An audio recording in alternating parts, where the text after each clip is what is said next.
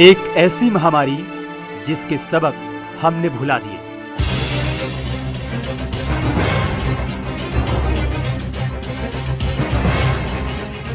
एक ऐसा वायरस जिसने छीन ली 1,80,00,000 लोगों की जिंदगी।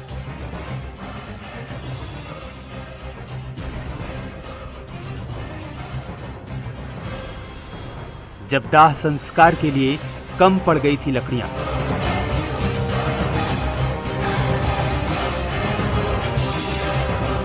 जब गंगा में चारों तरफ लाशें ही लाशें थी,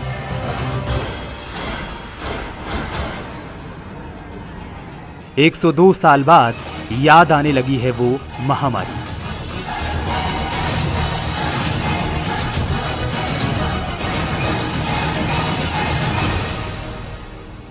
सवाल, क्या कोरोना भी वैसा ही कहर बरपाएगा?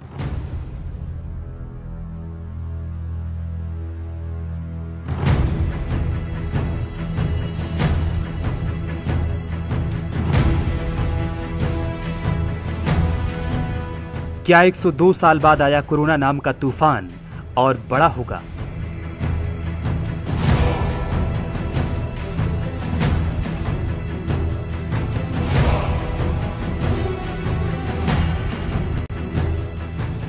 (1918) की महामारी में 24 हफ्तों में जितने लोग मारे गए थे, उतने एड्स से 24 सालों में नहीं मरे।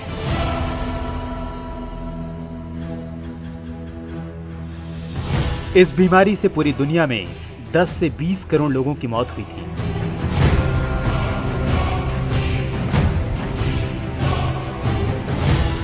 उस वक्त ये महामारी इतनी भयावह थी कि मशहूर कवि सूर्यकांत त्रिपाठी निराला ने अपनी आत्मकथा कुल्ली भाट में लिखा, मैं दालमऊ में गंगा के तट पर खड़ा था। जहां तक नजर जाती थी, गंगा के पानी में इंसानी लाशें ही लाशें दिखाई देती थी। मेरे ससुराल से खबर आई कि मेरी पत्नी मनोहरा देवी चल बसी। मेरे भाई का सबसे बड़ा बेटा, जो कि 15 साल का था, और मेरी 1 साल की बेटी ने भी दम तोड़ दिया। मेरे परिवार के और भी कई लोग हमेशा के लिए चले गए। लोगों के दाह संस्कार के लिए लकड़ियां कम पड़ गई थी। पलक झपकते ही मेरा परिवार मेरी आंखों के सामने से गायब हो गया। मुझे अपने चारों तरफ अंधेरा ही अंधेरा दिखाई दे रहा था। अखबारों से पता चला था कि ये सब एक बड़ी महामारी के शिकार थे। तो जिस महामारी का जिक्र सूर्यकांत त्रिपाठी निराला ने किया, उस बीमारी महामारी का नाम था स्पेनिश फ्लू। कोरोना के बढ़ते असर को देखते हुए ये सवाल उठने लगे हैं कि आखिर हमने स्पेनिश फ्लू से क्या सबक लिया? क्या कोरोना भी उसी रास्ते पर चल पड़ा है जिस रास्ते पर स्पेनिश फ्लू था, जिसकी चपेट में न सिर्फ सूर्यकांत त्रिपाठी निराला का परिवार था, बल्कि आजादी के दीवाने भी थे।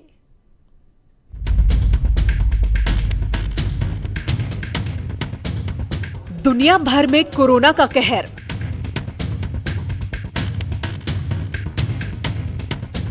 हिंदुस्तान से अमेरिका तक लाखों लोगों की मौत।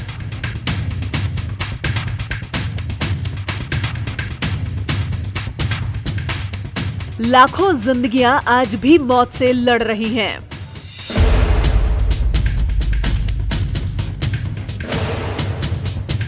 पहले चीन, फिर इटली, स्पेन और अमेरिका में तबाही।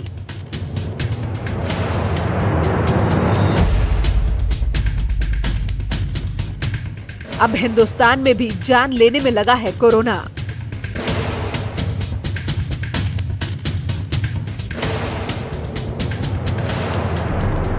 शुरुआती 2 महीने में हिंदुस्तान ने लॉकडाउन के जरिए कोरोना को घेरने की कोशिश की, लेकिन अभी तक इसका असर खत्म नहीं हुआ। नतीजा, लॉकडाउन की अवधि बढ़ा दी गई। लेकिन महामारी के कोरोना काल में मदर ऑफ ऑल पेंडेमिक्स यानी स्पेनिश फ्लू की याद आने लगी है।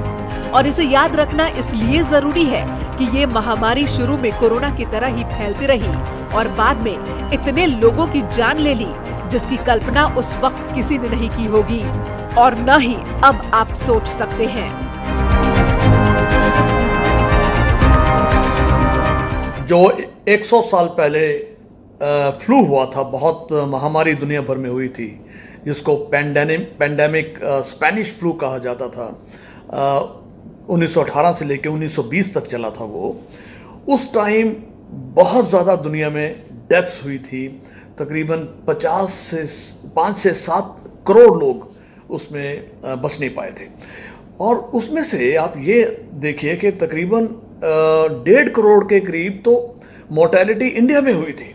मैक्सिमम दुनिया में जो डेथ्स हुई थी इंडिया में हुई थी, और उसमें ये कहा जाता है कि 5% इंडिया की पॉपुलेशन बच नहीं पाई थी। तो सवाल ये है कि क्या इतिहास खुद को दोहराएगा? क्या स्पेनिश फ्लू के सबक को भुलाना भारी पड़ सकता है? स्पेनिश फ्लू वो महामारी है जिसने न सिर्फ सूर्यकांत त्रिपाठी निराला के परिवार को ले लिया, बल्कि हमारे राष्ट्रपिता महात्मा गांधी भी उसकी चपेट में आ गए थे। महात्मा गांधी के पुत्रवधू गुलाब और पोते शांति की मौत भी स्पेनिश फ्लू की वजह से ही हुई थी। अगर गांधी इस बीमारी से न ठीक हुए होते तो शायद भारत की आजादी की लड़ाई का इतिहास दूसरे ही ढंग से लिखा जाता। अगर कलम के सिपाही प्रेमचंद ने इस बीमारी को नहीं हराया होता तो शायद साहित्य की दुनिया अधूरी होती। आजादी के कई दीवानों समेत इस महामारी ने करीब 1 करोड़ 80 लाख भारतीय लोगों की जान ले ली थी। 1918 में महात्मा गांधी को फ्लू हो गया था। उस वक्त दक्षिण अफ्रीका से लौटे हुए उन्हें 4 साल गुजर गए थे। गुजरात के आश्रम में ही उन्हें स्पेनिश फ्लू हुआ था। उस वक्त महात्मा गांधी की उम्र 48 साल थी। फ्लू के दौरान उन्हें पूरी तरह से आराम करने को कहा गया था। वो सिर्फ तरल पदार्थों का सेवन कर रहे थे। वो पहली बार इतने लंबे दिनों के लिए बीमार हुए थे। जब उनकी बीमारी की खबर फैली तो एक स्थानीय अखबार ने लिखा था, गांधी जी की जिंदगी सिर्फ उनकी नहीं बल्कि देश की है।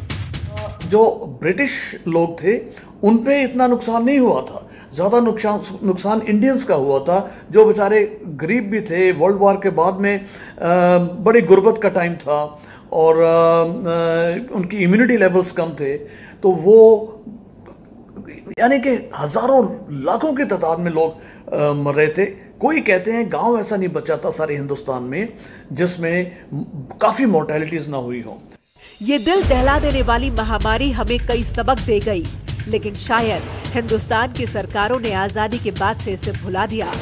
अब जब कोरोना सिर पर नाच रहा है तो स्पेनिश फ्लू की दहशत याद आ रही है। आखिर स्पेनिश फ्लू ने हिंदुस्तान में कैसे कहर बरपाया? वो हिंदुस्तान में दाखिल कैसे हुआ? दिल दहला देने वाली इस महामारी की कहानी क्या है? कोरोना हिंदुस्तान में कैसे दाखिल हुआ?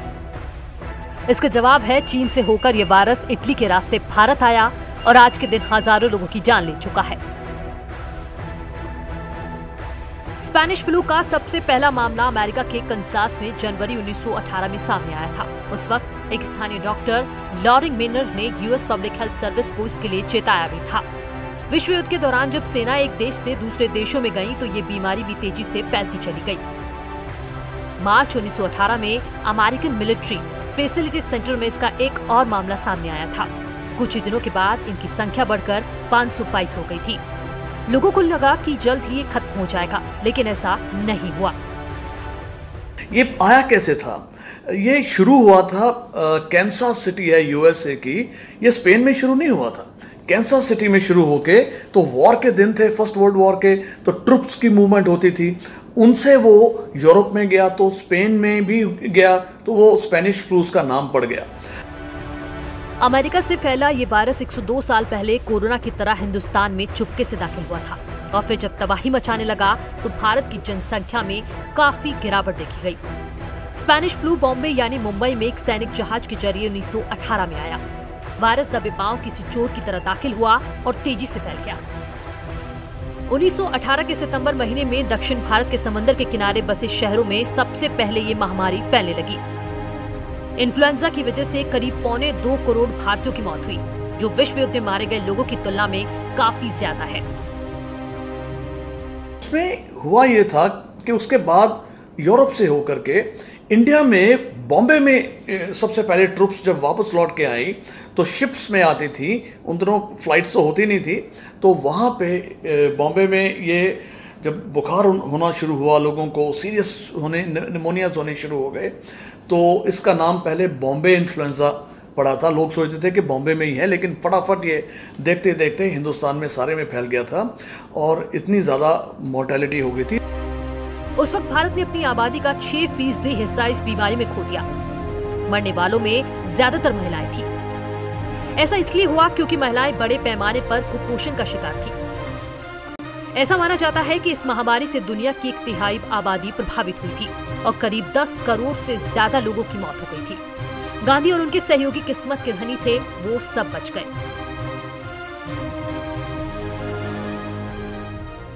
जो ब्रिटिश लोग थे उन पे इतना नुकसान नहीं हुआ था, ज़्यादा नुकसान इंडियंस का हुआ था, जो बेचारे गरीब भी थे। वर्ल्ड वॉर के बाद में बड़ी गुर्बत का टाइम था और उनकी इम्यूनिटी लेवल्स कम थे, तो वो यानी कि हज़ारों लाखों की तादाद में लोग मर रहे थे। उस वक्त मौजूद हेल्थ व्यवस्थाएं आज की तुलना में काफी कमजोर थी। हालांकि इलाज तो आज भी कोरोना का नहीं है, लेकिन वैज्ञानिक कम से कम कोरोना वायरस की जीन मैपिंग करने में कामयाब जरूर हो पाए हैं। इस आधार पर वैज्ञानिकों ने टीका बनाने का वादा भी किया है। 1918 में जब स्पेनिश फ्लू फैला था, तब एंटीबायोटिक का चलन इतने बड़े पैमाने पर नहीं शुरू हुआ था। इतने सारे मेडिकल उपकरण भी मौजूद नहीं थे जो गंभीर रूप से बीमार लोगों का इलाज कर सके। लोगों को लेकर भी देश में कई अफवाहें थी और लोग दवा लेना भी पसंद नहीं करते थे। ज्यादातर लोग देसी दवाओं पर ही भरोसा करते थे, इसलिए उस वक्त मौतों की संख्या और बढ़ गई। ब्रिटिश गवर्नमेंट को इसके बारे में ज़्यादा परवाह नहीं थी, क्योंकि उनकी अपना लॉस ज़्यादा नहीं हुआ था। तो ये भी कहते हैं, महात्मा गांधी को भी ये स्पेनिश फ्लू हुआ था। तो कहने की बात यह है कि उसके बाद में जो मूवमेंट थी, nationalist movement against the British empire, वो ट्रिगर हो गई थी इस स्पेनिश फ्लू से। स्पेनिश फ्लू और कोरोना महामारियों के फैलने के बीच भले ही 1 सदी का फासला हो, लेकिन इन दोनों के बीच कई समानताएं दिखती हैं।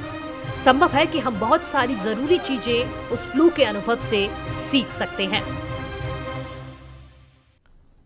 स्पेनिश फ्लू और कोरोना के फैलने में कई समानताएं मिल रही हैं। भारत में कोरोना वायरस महामारी का असर लगातार बढ़ता जा रहा है। शुरू में 10 से 15 मामले रोजाना सामने आते थे, लेकिन मई शुरू होते ही किसी दिन 2000 तो किसी दिन 4000 से ज्यादा केसेस सामने आ रहे हैं। यही पैटर्न स्पेनिश फ्लू का भी था, जो हमें एक बड़ा सबक देता है।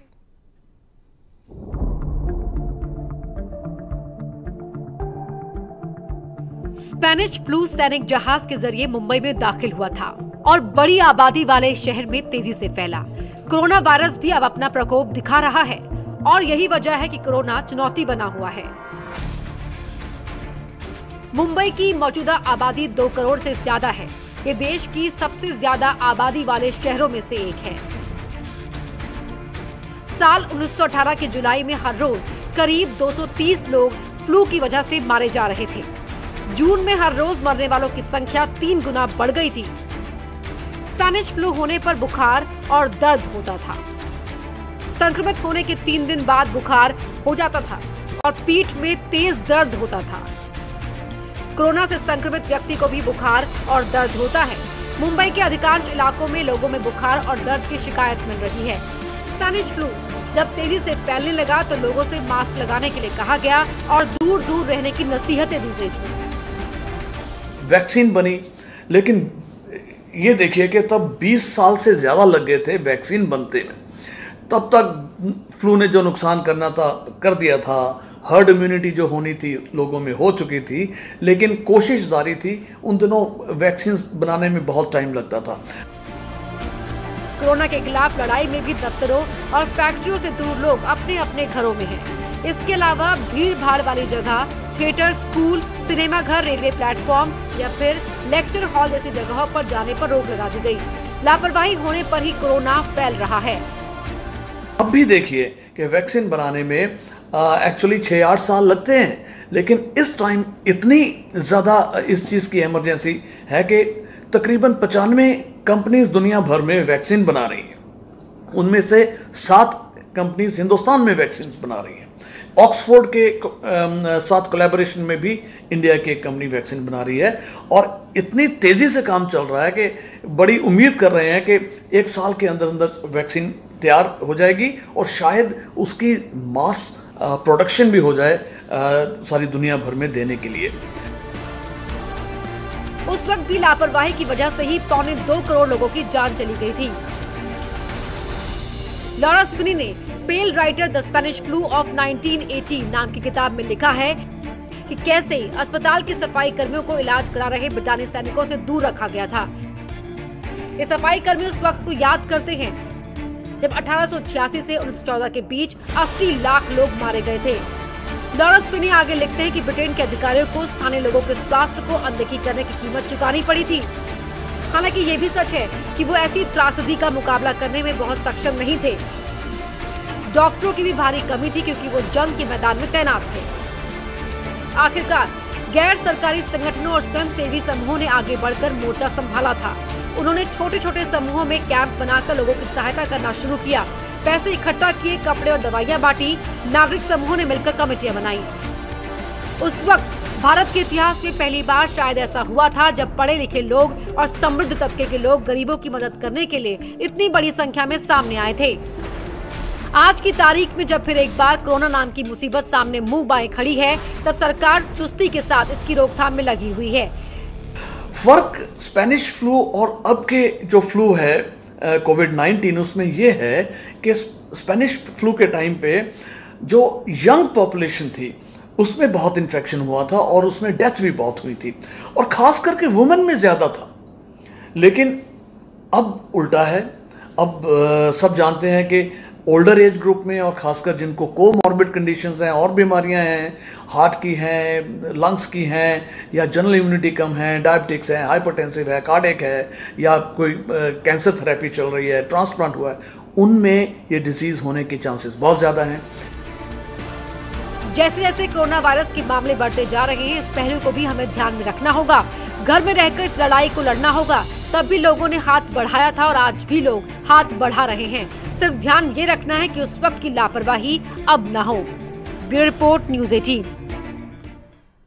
स्पेनिश फ्लू से पहले और बाद में कई ऐसे वायरस आए और दुनिया में तबाही मचाकर चले गए। इनमें से ब्लैक प्लेग सबसे खतरनाक था। उस वक्त दुनिया में आबादी भी काफी कम थी, फिर भी स्पेनिश फ्लू से ज्यादा तबाही इसने मचाई।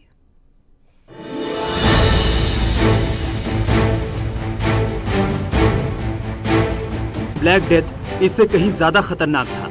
ब्लैक डेथ का मतलब होता है ग्रेट प्लेग या ब्लैक प्लेग। प्लेग भले ही इतिहास के पन्नों में दर्ज है, लेकिन जब जब किसी वायरस से लोगों की मौत होती है, ब्लैक प्लेग की कहानी लोग सुनाने लग जाते हैं। ब्लैक प्लेग की वजह से 1347 से 1353 के दौरान यूरोप में 7 करोड़ से ज्यादा लोगों की मौत हुई थी। पूर्वी एशिया से शुरू हुई ये बीमारी यूरोप को चपेट में ले चुकी थी। एक अनुमान के मुताबिक पूर्वी एशिया और यूरोप को मिलाकर करीब 20 करोड़ लोग इसकी चपेट में आए थे। कहा जाता है कि जहाज से कुछ लोग क्रीमिया पहुंचे थे। उनके साथ जहाज में काले चूहे भी सवार थे। उन्हीं चूहों से ये बीमारी फैली थी, जो धीरे धीरे पूरे यूरोप में फैल गई और यूरोप की करीब 30 से 60% आबादी को खत्म कर दिया। एशियन फ्लू 20वीं सदी में फैली ये दूसरी सबसे बड़ी महामारी थी। 1950 में इसकी पहली बार पहचान इन्फ्लुएंजा AH2N2 के रूप में हुई थी। करीब 7 साल तक ये लोगों की जान लेता रहा। विश्व स्वास्थ्य संगठन का दावा है कि इसकी वजह से पूरी दुनिया में 20 लाख लोगों की जान गई थी। इसका प्रकोप ग्यूझोई से शुरू हुआ और इसके बाद ये सिंगापुर के रास्ते हांगकांग और अमेरिका तक जा पहुंचा था। अमेरिका में इसकी वजह से करीब 70,000 लोगों की मौत हुई थी, जबकि ब्रिटेन में 3,500 से अधिक लोगों ने जान गंवाई थी। हांगकांग फ्लू 1968 में इन्फ्लुएंजा वायरस से फैला था और सबसे ज्यादा प्रभाव एशिया में दिखा। इसका नाम H3N2 था। इसने भी करीब 10 लाख लोगों को मार डाला था। इसकी शुरुआत हांगकांग से हुई थी और पहला मामला 13 जुलाई 1968 को सामने आया था। इसके बाद वियतनाम, सिंगापुर, भारत, फिलीपींस, उत्तरी ऑस्ट्रेलिया, यूरोप में भी हजारों मामले सामने आए और इसी दौरान वियतनाम युद्ध की बदौलत ये अमेरिका तक जा पहुंचा। जापान और अफ्रीका भी इससे प्रभावित हुए बिना नहीं रह पाए। अकेले हांगकांग में इसकी वजह से 5 लाख लोग प्रभावित हुए थे। अमेरिका में इनकी संख्या 34,000 के करीब थी। हैजा 1846 से 60 के दौरान तीसरा हैजा या थर्ड कोलेरा पैंडेमिक की शुरुआत भारत से हुई थी। हैजा की शुरुआत 1837 में हुई थी और 1863 तक इसका प्रकोप देखा गया। रूस में इसकी वजह से करीब 10 लाख लोगों की जान गई। इससे पहले 1853 और 54 में ब्रिटेन में करीब 30,000 लोगों की मौत हुई थी। इसका प्रकोप एशिया, यूरोप और अफ्रीका समेत उत्तरी अमेरिका तक था। इसके बाद 1910 और 11 में छठे हैजा की शुरुआत भारत से हुई और पूरी दुनिया में 8 लाख लोगों की जान चली गई। 1889 और 90 में फैले फ्लू H3N8 वायरस की वजह से भी करीब 10 लाख लोगों की जान गई थी। इसकी शुरुआत रूस से हुई थी और बाद में ये कई देशों में फैल गया था। हाल ही में स्वाइन फ्लू ने भी दहशत फैलाई और अब कोरोना के कहर का दायरा बढ़ता जा रहा है। Bureau report, news 18। और यहाँ रुक रहे एक छोटे से ब्रेक के लिए।